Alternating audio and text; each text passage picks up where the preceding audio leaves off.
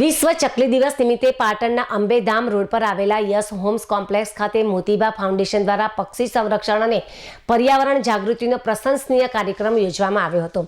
શહેરમાં ઘટતી જતી ચકલીઓની સંખ્યાને બચાવવા માટે ફાઉન્ડેશન દ્વારા 2500 લાકડાના માળા તેમજ 1000 પાણીના કુંડા 1000 માટીના કુંડાનું વિનામૂલ્યે વિતરણ કરવામાં આવ્યું હતું। આ કાર્યક્રમની ખાસિયત એ રહી કે માત્ર માળાનું વિતરણ જ નહીં, પરંતુ જે નાગરિકો પોતાના ઘરે માળા લગાવવા ઈચ્છતા હોય તેમના માટે રજીસ્ટ્રેશન કરાવવામાં આવ્યું હતું। નોંધાયેલા નાગરિકોના ઘરે મોતીબા ફાઉન્ડેશનની ટીમ રૂબરૂ જઈને માળા લગાવી આપવાની જવાબદારી નિભાવશે।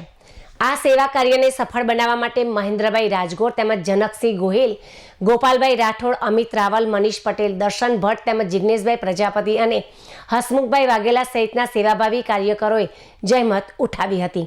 પક્ષીઓ પ્રત્યે માનવીની જવાબદારી વધે અને પર્યાવરણનું જતન થાય તે જ આ આયોજનનો મુખ્ય હેતુ છે। ભવિષ્યમાં પણ ફાઉન્ડેશન દ્વારા આવા પર્યાવરણલક્ષી કાર્યો ચાલુ જ રહેશે।